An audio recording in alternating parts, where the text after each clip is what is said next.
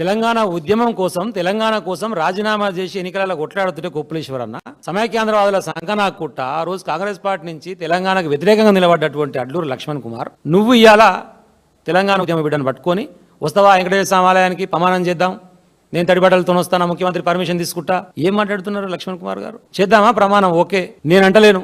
మీ సహచర మంత్రి పొన్నం ప్రభాకర్ మీడియా సాక్షిగా మైకు బంద్ అయిందనుకొని వాడు దున్నపోతుగాడు అన్నమాట. దాని గురించి మరి ఆయన ప్రమాణం చేస్తాడు, నువ్వు ప్రమాణం చేస్తాడు, ప్రమాణం చేయరు. మరి అందరిలో పట్టుకొని నిన్ను పట్టుకొని దున్నపోతు అంటే కూడా కనీసం స్పందించకుండా మాట్లాడకుండా దాని గురించి పంచాయతీ చేయకుండా ఆత్మగౌరవాన్ని తాకట్టు పెట్టేటువంటి బతుకు నీది.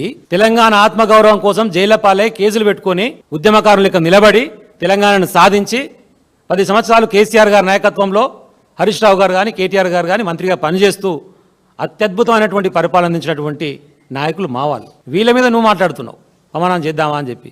మరి చేద్దాం పరు. ఇప్పుడు పొన్నం ప్రభాకర్ చేస్తావా, నువ్వు చేస్తావా? చేయరు మరి ప్రమాణం. నోటికి ఏదో వస్తుంది మాట్లాడి 5 సార్లు పోటీ చేసినావు, మహమ్మద్ గజని దండయాత్ర చేసినట్టు చేయంగా సరే 4 సార్లు ఏడ్చుకుంటే తిరిగి సంపుకుంటారా సాదుకుంటారా ఇదే ఇదైందని కాలు ముక్కుడు తిరిగితే గెలిపించే అవకాశం వచ్చింది, మంచిదే. అదృష్టవశాత్తు మంత్రి కూడా అయినావు. ఏం చేయాలి మరి క్యాబినెట్లా? మేం చెప్తలేం ఏం జరిగింది అనేటువంటిది. క్యాబినెట్ లోపల ఏం జరిగిందో నువ్వు చెప్పు మరి, ప్రెస్ మీట్ పెట్టి క్యాబినెట్ సమావేశంలో ఈరోజు ఇది జరిగిందని చెప్పినావా? మరి ఏం జరగదు. ఎందుకు జరగదంటే పంచాయతీ మొత్తం కమిషన్ల మీద, కాంట్రాక్టర్ల మీద, మీ సహచర మంత్రులు మాట్లాడే మాటలు, మీ సహచర మంత్రి కొండ సురేఖ బిడ్డ మాట్లాడుతున్నటువంటి మాటలు.